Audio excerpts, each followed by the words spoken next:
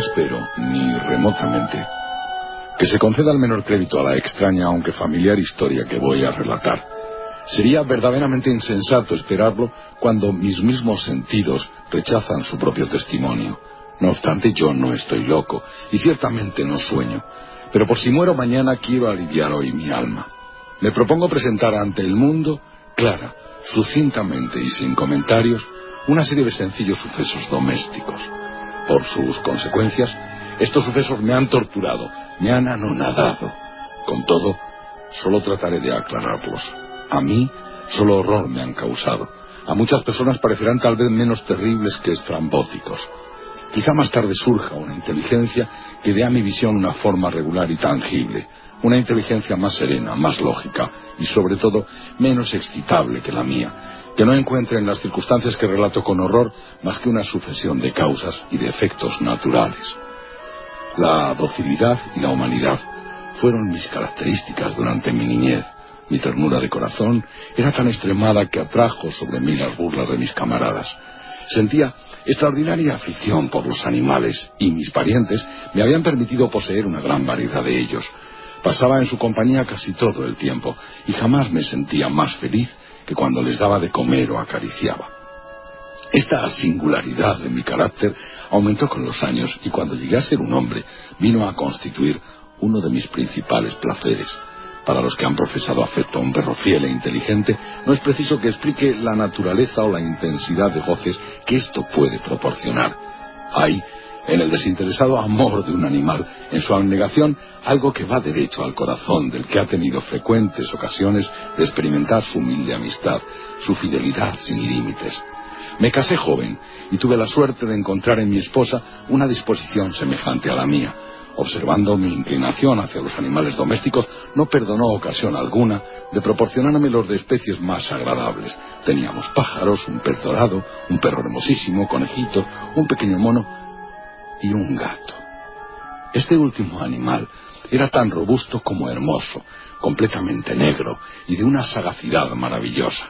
Respecto a su inteligencia, mi mujer, que en el fondo era bastante supersticiosa, hacía frecuentes alusiones a la antigua creencia popular que veía brujas disfrazadas en todos los gatos negros. Esto no quiere decir que ella tomase esta preocupación muy en serio, y si lo menciono es sencillamente porque me viene a la memoria en este momento.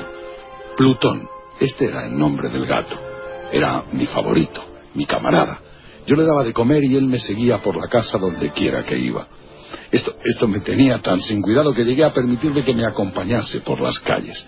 Nuestra amistad subsistió así muchos años, durante los cuales mi carácter, por obra del demonio de la intemperancia, aunque me avergüence de confesarlo, sufrió una alteración radical. Me hice de día en día más taciturno, más irritable, más indiferente a los sentimientos ajenos. Llegué a emplear un lenguaje brutal con mi mujer. Más tarde, hasta la injurié con violencias personales. Mis pobres favoritos naturalmente sufrieron también el cambio de mi carácter. No solamente los abandonaba, sino que llegué a maltratarlos. El afecto que a Plutón todavía conservaba me impedía pegarle, así como no me daba escrúpulo de maltratar a los conejos, al mono y aun al perro, cuando por acaso o por cariño se atravesaban en mi camino. Mi enfermedad me invadía cada vez más, pues ¿qué enfermedad es comparable al alcohol? Con el tiempo, hasta el mismo Plutón, que mientras tanto envejecía y naturalmente se iba haciendo un poco desapacible, empezó a sufrir las consecuencias de mi mal humor. Una noche que entré en casa completamente borracho, me pareció que el gato evitaba mi vista. Lo agarré, pero espantado de mi violencia me hizo en una mano con sus dientes una herida muy leve. Mi alma pareció que abandonaba mi cuerpo y una rabia más que diabólica, saturada de ginebra, penetró en cada fibra de mi ser. Saqué del bolsillo del chaleco un cortaplumas, lo abrí, agarré al pobre animal por la garganta y deliberadamente le hice saltar un ojo de su órbita. Me avergüenzo, me consumo, me estremezco al escribir esta abominable atrocidad. Por la mañana, al recuperar la razón, cuando se hubieron disipado los vapores de mi crápula nocturna, experimenté una sensación mitad horror, mitad remordimiento por el crimen que había cometido, pero fue solo un débil e inestable pensamiento, y el alma no sufrió las heridas. Persistí en mis excesos y bien pronto ahogué en vino todo recuerdo de mi criminal acción. El gato sanó lentamente. La órbita del ojo perdido presentaba en verdad un aspecto horroroso. pero en adelante no pareció sufrir. Iba y venía por la casa, según su costumbre, pero huía de mí con indecible horror.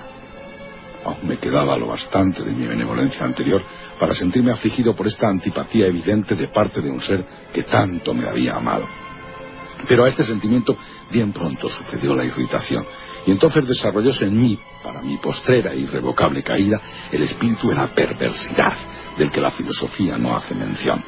Con todo, tan seguro como que existe en mi alma, yo creo que la perversidad es uno de los primitivos impulsos del corazón humano, una de las facultades o sentimientos elementales que dirigen al carácter del hombre. ¿Quién no se ha sorprendido 100 veces cometiendo una acción sucia o vil por la sola razón de saber que no la debía cometer? No tenemos una perpetua inclinación, no obstante la excelencia de nuestro juicio, a violar lo que es ley, sencillamente porque comprendemos que es ley. Este espíritu de perversidad, repito, causó mi ruina completa. El deseo ardiente, insondable del alma de atormentarse a sí misma, de violentar su propia naturaleza, de hacer el mal por amor al mal, me impulsaba a continuar el suplicio a que había condenado al inofensivo animal. Una mañana, a completa sangre fría, le puse un nudo corredizo alrededor del cuello y lo colgué de una rama de un árbol. Lo ahorqué con los ojos arrasados en lágrimas, experimentando el más amargo remordimiento en el corazón. Lo ahorqué porque me constaba que me había amado y porque sentía que no me hubiese dado ningún motivo de cólera. Lo ahorqué porque sabía que haciéndolo así cometía un pecado mortal que comprometía mi alma inmortal al punto de colocarla, si tal cosa es posible, fuera de la misericordia infinita del Dios misericordioso y terrible. En la noche que siguió al día que fue ejecutada esta cruel acción, fui despertado a los gritos de fuego. Las cortinas de mi lecho estaban convertidas en llamas, toda la casa estaba ardiendo. Con gran dificultad escapamos del incendio mi mujer, un criado y yo. La destrucción fue completa, se aniquiló toda mi fortuna, y entonces me entregué a la desesperación. No trato de establecer una relación de la causa con el efecto entre la atrocidad y el desastre. Estoy muy por encima de esta debilidad. Solo doy cuenta de una cadena de hechos y no quiero que falte ningún eslabón. El día siguiente al incendio visité las ruinas. Los muros se habían desplomado, exceptuando uno solo, y esta única excepción fue un tabique interior poco sólido, situado casi en la mitad de la casa y contra el cual se apoyaba la cabecera de mi lecho. Dicha pared había escapado en gran parte de la acción del fuego, cosa que yo atribuía a que había sido recientemente renovada. En torno de este muro agrupábase una multitud de gente y muchas personas parecían examinar algo muy particular con minuciosa y viva atención. Las palabras extraño, singular y otras expresiones semejantes excitaron mi curiosidad. Me aproximé y vi a manera de un bajo relieve esculpido sobre la blanca superficie la figura de un gato gigantesco. La imagen estaba estampada con una exactitud verdaderamente maravillosa. Había una cuerda alrededor del cuello del animal. Al momento de ver esta aparición, pues como a tal, en semejante circunstancia, no podía ser por menos de considerarla, mi asombro y mi temor fueron extraordinarios, pero al fin la reflexión vino en mi ayuda. Recordé entonces que el gato había sido ahorcado en un jardín contiguo a la casa. A los gritos de alarma, el jardín había sido inmediatamente invadido por la multitud y el animal debió haber sido descolgado del árbol por alguno y arrojado en mi cuarto a través de una ventana abierta. Esto seguramente había sido hecho con el fin de despertarme. La caída de los otros muros había aplastado a la víctima de mi crueldad en el yeso recientemente extendido. La cal de este muro, combinada con las llamas y el amoníaco desprendido del cadáver, habrían formado la imagen tal como yo la veía.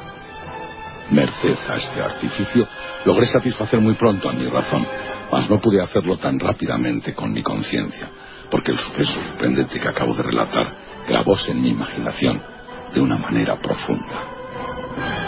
Hasta pasados muchos meses no pude desembarazarme del espectro del gato, y durante ese periodo envolvió mi alma un sentimiento muy semejante al remordimiento.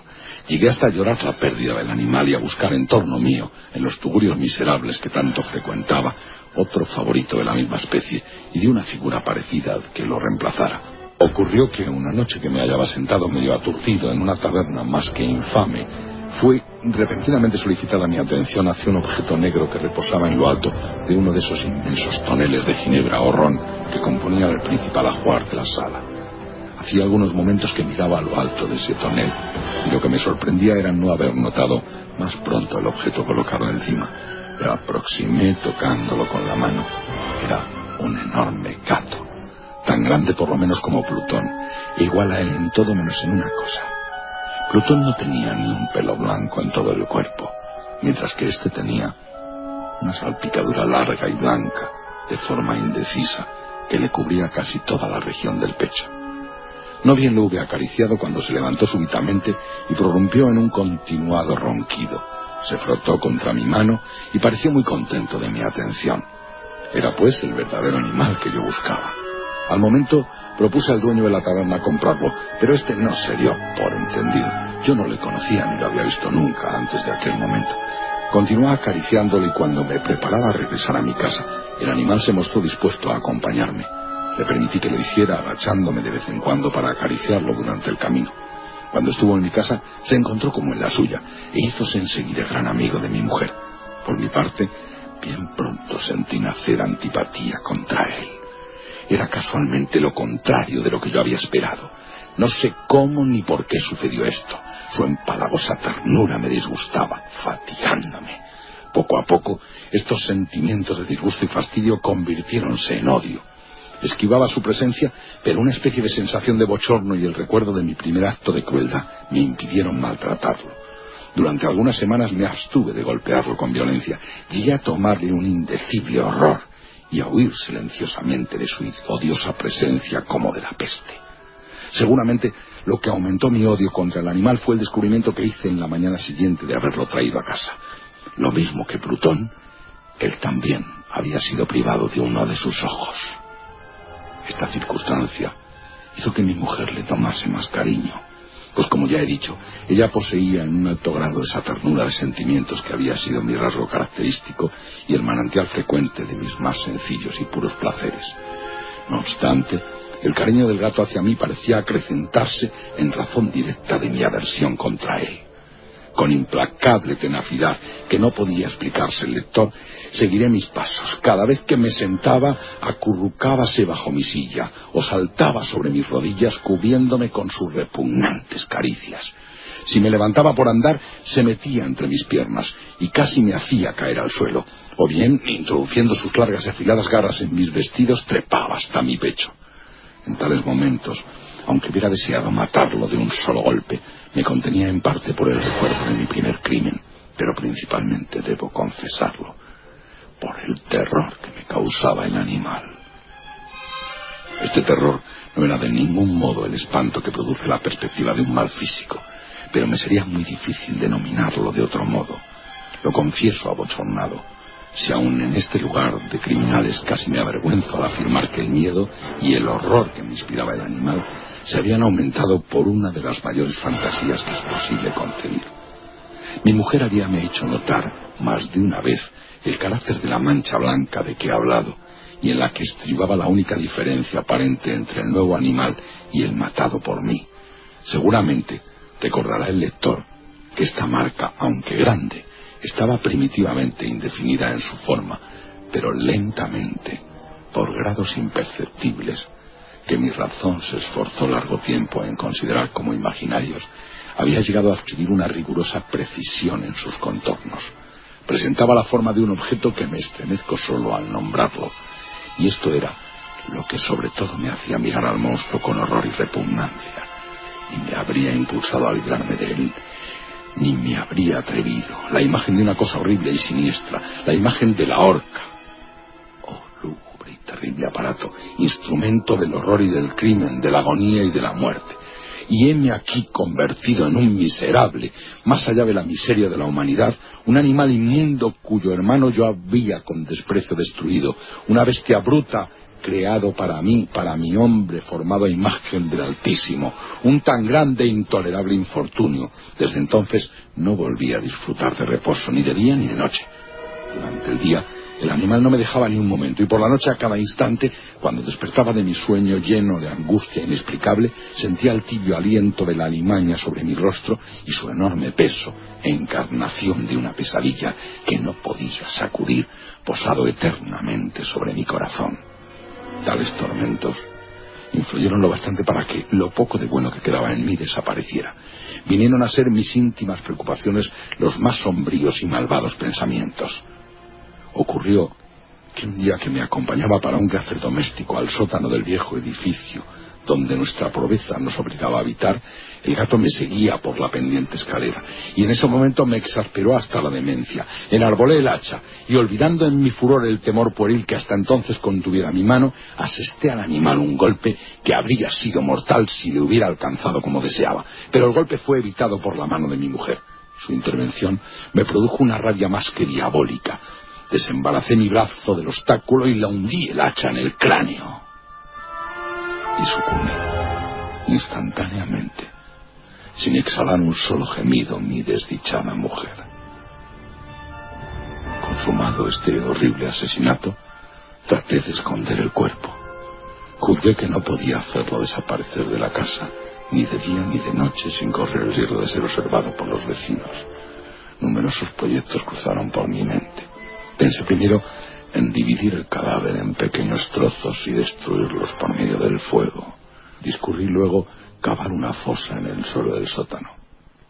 Pensé más tarde arrojarlo al pozo del patio, después meterlo en un cajón como mercancía en la forma acostumbrada y encargar a un mandadero que lo llevase fuera de la casa. Finalmente me detuve ante una idea que consideré la mejor de todas. Resolví emparedarlo en el sótano, como se dice que los monjes de la Edad Media emparedaban a sus víctimas. En efecto, el sótano parecía muy adecuado para semejante operación. Los muros estaban construidos muy a la ligera y recientemente habían sido cubiertos en toda su extensión de una capa de mezcla que la humedad había impedido que se endureciese. Por otra parte, en una de las paredes había un hueco que era una falsa chimenea o especie de hogar que había sido enjabelgado como el resto del sótano. Supuse que me sería fácil quitar los ladrillos de este sitio, introducir el cuerpo y colocarlos de nuevo de manera que ningún ojo humano pudiera sospechar lo que allí se ocultaba. No salió fallido mi cálculo. Con ayuda de una palanqueta quité con bastante facilidad los ladrillos y, habiendo colocado cuidadosamente el cuerpo contra el muro interior, lo sostuve en esta posición hasta que hube reconstituido, sin gran trabajo, toda la obra de fábrica. Habiendo adquirido cal y arena con todas las precauciones imaginables, preparé un revoque que no se diferenciaba del antiguo y cubrí con él escrupulosamente el nuevo tabique. El muro no presentaba la más ligera señal de renovación. Hice desaparecer los escombros con el más prolijo esmero y expurgué el suelo, por decirlo así. Miré triunfalmente en torno mío y me dije: aquí a lo menos mi trabajo no ha sido perdido. Lo primero que acudió a mi pensamiento fue buscar el gato, causa de tanta desgracia, pues al fin había resuelto darle muerte.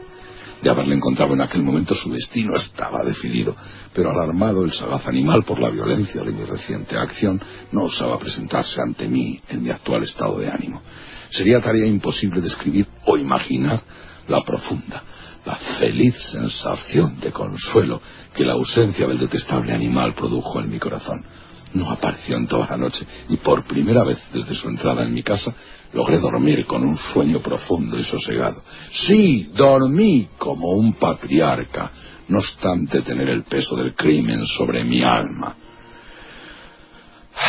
Transcurrieron el segundo y el tercer día sin que volviera mi verdugo. De nuevo respiré como un hombre libre. El monstruo, en su terror, había abandonado para siempre aquellos lugares.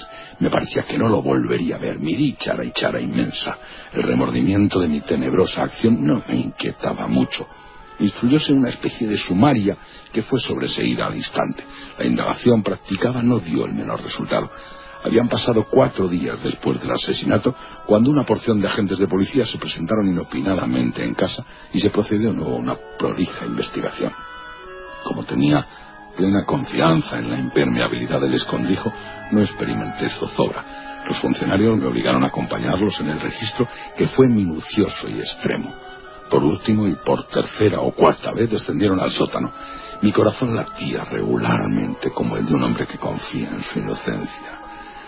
Recorrí de uno a otro extremo del sótano, crucé mis brazos sobre mi pecho y pasé afectado tranquilidad de un lado para otro. La justicia estaba plenamente satisfecha y se preparaba a marchar.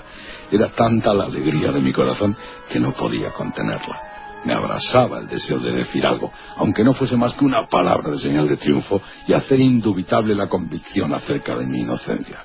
Señores, dije al fin cuando la gente subía la escalera, estoy satisfecho de haber desvanecido vuestras sospechas. Deseo a todos buena salud y un poco más de cortesía. Y de paso, caballeros, vean aquí una casa singularmente bien construida. En mi ardiente deseo de decir alguna cosa, apenas sabía lo que hablaba. Yo no puedo asegurar que esta es una casa admirablemente hecha. ¿Esos muros van ustedes a marcharse, señores? Estas paredes están fabricadas sólidamente.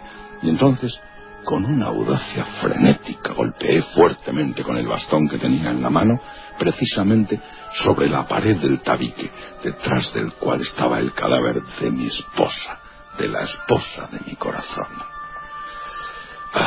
Que al menos Dios me proteja y me libre de las garras del demonio. No se había extinguido aún el eco de mis golpes cuando una voz surgió del fondo de la tumba. Un quejido primero, débil y entrecortado como el sollozo de un niño, y que aumentó después de intensidad hasta convertirse en un grito prolongado, sonoro y continuo, anormal y antihumano, un aullido, un alarido a la vez de espanto y de triunfo, como solamente puede salir del infierno, como horrible armonía que brotase a la vez de las gargantas de los condenados en sus torturas y de los demonios regocijándose en sus padecimientos. Relatar mi estupor sería insensato. Sentía agotarse mis fuerzas y casi tambaleándome contra la pared opuesta. Durante un instante, los agentes que estaban ya en la escalera quedaron paralizados por el terror. Un momento después, una docena de brazos vigorosos caían demoledores sobre el muro que vino a tierra enseguida. El cadáver, ya bastante descompuesto y cubierto de sangre cuajada, apareció rígido ante la vista de los espectadores. Encima de su cabeza, con las rojas fauces dilatadas y el ojo único despidiendo fuego, estaba subida la abominable bestia cuya malicia me había inducido al asesinato y cuya voz acusadora me había entregado al verdugo, al tiempo mismo de esconder a mi desgraciada víctima. Había emparedado al monstruo.